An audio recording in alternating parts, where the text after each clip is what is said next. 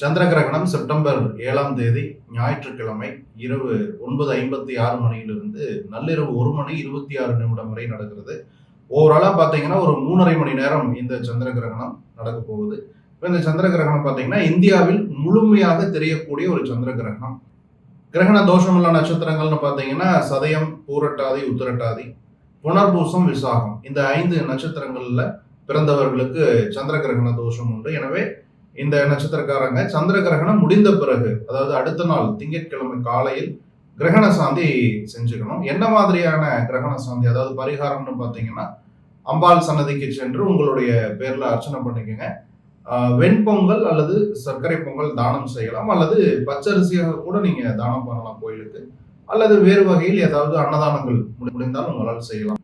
ஆவணி மாதத்துல நிறைய திருமணங்கள் இப்போ நிகழ்ந்துகிட்டு இருக்கு. எனவே நிறைய புதுமண தம்பதியினர் இருப்பீங்க.